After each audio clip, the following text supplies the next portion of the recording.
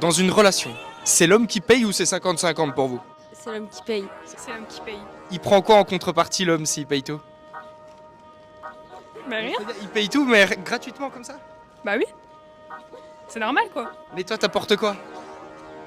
J'aime pas trop les hommes.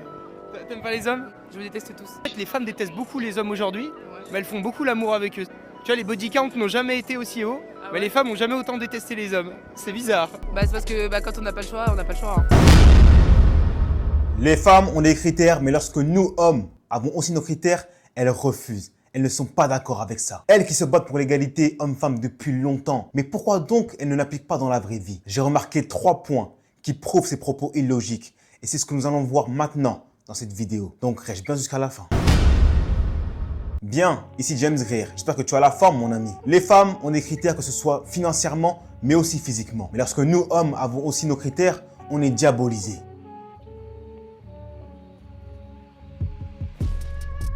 Pour vous, c'est quoi la taille idéale chez un homme? Même 1m85. Ouais, minimum Ouais, 1m85, même 1m90. 1m95 prime. 1m80 minimum. Ouais, moi aussi. Minimum. Et si, ici, En il est plus dessous, petit non. que ça. Non, c'est mort. 1m85, plus d'1m80 déjà. Pur beau gosse, mais juste il est plus petit que vous. Non. Vous jugez les hommes par rapport à leur taille. Mais alors, est-ce que nous, on a le droit de vous dire si vous faites plus de 70 kilos, c'est mort? 70 kilos, Je ne monte pas dessus. Jamais de la vie, je monte là-dessus. Votre poids. Juger les mecs sur leur taille, eh ben on va vous juger par rapport à votre poids maintenant. Habillé? Pesez-vous. Hyper méchant ça. c'est hyper méchant. Si, c'est hyper méchant. Les femmes disent à longueur de temps vouloir un homme qui fait plus d'1m80, plus d'1m90. Mais en soi, elles ont droit. C'est un critère comme un autre. On doit l'accepter. Elles assument leurs critères et ce qu'elles veulent chez un homme. Ça, c'est ok. Mais dès que Hugo leur dit « Ok, vous jugez les hommes par rapport à leur taille, nous alors on va vous juger par rapport à votre poids », montez sur la balance. Et là, ça commence à s'énerver, à être choqué. Mais je ne comprends pas. Sommes-nous pas égaux? Donc pourquoi réagir d'une façon agressive lorsqu'un homme dit qu'il ne souhaite pas avoir une femme grosse? En réalité, qu'il soit légitime ou pas, un homme, tout comme une femme, a le droit d'avoir des critères bien précis. Et surtout, il ne doit pas avoir peur de le dire. Avec respect, bien sûr.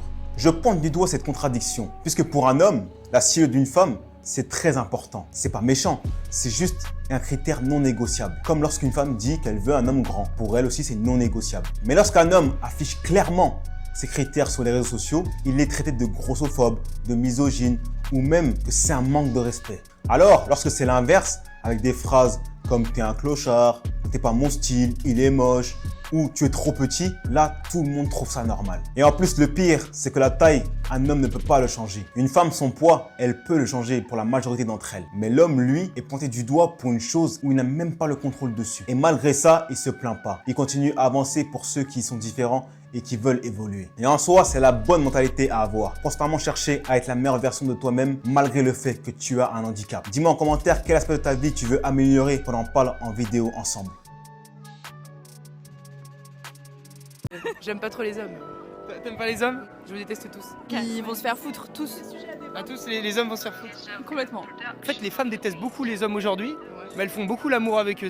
Tu vois, les body counts n'ont jamais été aussi hauts, mais les femmes n'ont jamais autant détesté les hommes. C'est bizarre. Des chiens. Cette génération, toutes les filles disent ouais les hommes les connards, mais par contre les body counts n'ont jamais été aussi hauts et vous avez jamais fait autant l'amour avec les hommes. Alors comment ça se fait si vous les détestez? Bah c'est parce que quand on n'a pas le choix, on n'a pas le choix. Hein. Après faut pas dire je déteste les hommes si vous aimez les consommer. Une chose qui est assez dingue chez certaines femmes, c'est quelque chose qu'on remarque facilement dès qu'on les écoute parler. Elles détestent les hommes, elles les revendiquent tous les jours. Elles ne veulent plus entendre parler d'eux. Je te dis ok, c'est leur point de vue, pourquoi pas? Même si je pense réellement qu'une femme ne peut pas être sans homme. Mais dès que tu pousses le bouchon un peu dans la conversation et être proche d'eux, avoir des relations avec eux, là tu vois que le discours change. C'est du bah oui, j'aime trop ça, c'est normal, j'adore. Et c'est exactement là que le décalage apparaît. Elles disent une chose, mais leurs actes montrent le contraire. Si elles n'aiment vraiment pas les hommes, elles ne chercheraient pas à avoir ce type de proximité avec eux, si tu vois ce que je veux dire. Et forcément, elles ne prendraient aucun plaisir à être avec eux. Ce qu'on voit, c'est qu'il y a une séparation entre ce qu'elles veulent montrer, leur discours, et ce qu'elles pensent réellement. Elles critiquent les hommes, elles les jugent, mais au final, elles profitent quand même de ce que les hommes peuvent offrir. C'est ce que j'appelle des propos illogiques. Parce que tu ne peux pas dire que tu n'aimes pas quelque chose et en même temps la chercher activement. Et ça crée un contraste énorme entre le discours et la réalité. Et c'est exactement ce qu'il faut comprendre si on veut vraiment analyser comment certaines femmes se positionnent dans les relations d'aujourd'hui.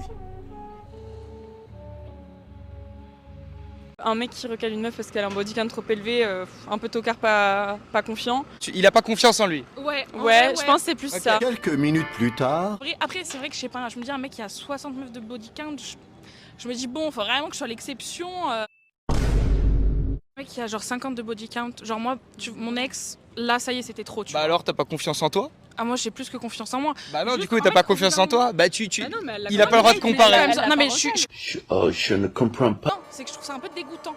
Mais parce qu'on est sortis. Et quand nous on le dit, tu sais, quand moi je vais dire, moi je trouve ça un petit peu dégoûtant, on va dire oh là là, ça veut dire que la meuf elle est sale, c'est ça? Ça veut dire que la meuf elle est impure à tes yeux? Mais vous avez le droit de le dire. Mais parce que moi on parlait de dizaines, de gros chiffres. Bah, nous aussi.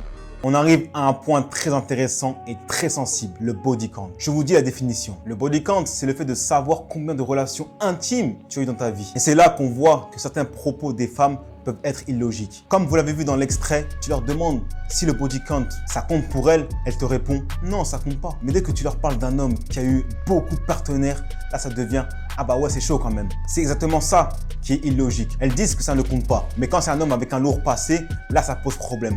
Après, je ne mets pas toutes les femmes dans le même sac, bien sûr. Je sais qu'il y a des femmes qui aiment avoir un homme qui a beaucoup d'expérience. Bref, revenons à nos moutons. Le problème, c'est le double discours. Elles prônent l'indépendance. Elles disent que l'expérience d'un homme ne doit pas les influencer. Mais dans la réalité, oui, ça joue. Le passé d'un homme, ça les fait réfléchir, ça les fait douter. Même si je répète, et je ne mets pas toutes les femmes dans le même sac. Alors qu'elles-mêmes ont souvent un passé qu'elles ne considèrent même pas comme un problème. Et c'est là que ça devient intéressant pour nous, les hommes. On voit clairement un contraste entre ce qu'elle dit et ce qui est vécu. Et ça permet de comprendre une chose. Si les femmes veulent juger les hommes sur certains critères, elles doivent accepter que nous, hommes, avons aussi de les juger sur nos critères. C'est la règle de base. Si vous voulez l'égalité, alors il faut que ça marche dans les deux sens. Et sur le body count, le passé, sur l'expérience, le principe reste le même. Alors oui, elles peuvent dire que ça ne compte pas, mais leur réaction montre le vrai ressenti. Et c'est exactement pour ça qu'on appelle ça des propos illogiques. Ce qu'elles disent et ce qu'elles font ne correspond absolument pas. Et comprendre ce décalage, c'est essentiel pour ne pas se faire avoir, pour ne pas tomber dans le piège du discours et du réel. Pourquoi les femmes sont aussi illogiques dans leurs propos? C'est parce qu'entre ce qu'elles veulent et ce qu'elles pensent réellement, il y a une grande différence. Les femmes, elles ont leurs idées, leurs critères, leurs discours, et ça, il n'y a aucun problème. Chacun a le droit de penser ce qu'il veut. Mais là où ça devient compliqué, c'est quand elles appliquent leurs règles contre les hommes. Quand elles prônent l'égalité, le respect, mais qu'au moindre mot ou geste d'un homme, ça devient tout de suite un drame. Donc là, les hommes se disent attends, on fait pareil qu'eux, mais on se fait juger. Et là, ça fait réfléchir avant de vous aborder. Parce qu'on a tous entendu ces phrases sur les réseaux sociaux ou même dans la vie de tous les jours. Les hommes sont tous pareils, les hommes veulent juste une chose. Faut pas faire ceci, faut pas faire cela. Mais les hommes, si vous remarquez bien, ils ne disent jamais qu'ils n'ont pas besoin des femmes. L'homme a besoin de la femme tout comme la femme a besoin de l'homme. On a besoin de leur intuition, de leur douceur, de ce qu'elle peut apporter. Et ça, c'est normal puisqu'on est complémentaires. Alors messieurs, ce que je peux vous dire, c'est simple. Si une femme te juge, te rabaisse ou même critique ton comportement, pose-toi cette question.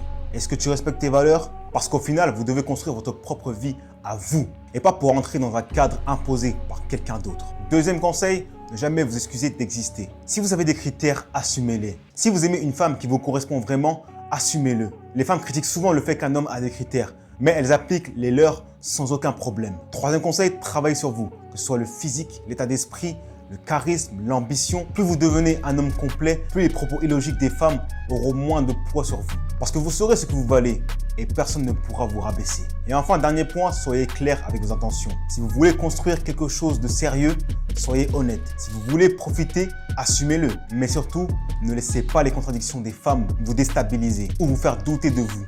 Vous êtes le pilote de votre vie, pas elle. Pourquoi faites-vous cette tête, mesdames? Il fallait bien qu'on vous comprenne pour réussir à vivre en harmonie avec vous. Vous ne trouvez pas? Alors messieurs, retenez bien ça. Les femmes peuvent avoir des propos illogiques, mais ce n'est pas une excuse pour perdre votre objectif. Restez fort, restez clair et surtout, restez vous-même. Dis-moi en commentaire l'aspect de ta vie que tu veux améliorer et on en parlera en vidéo ensemble.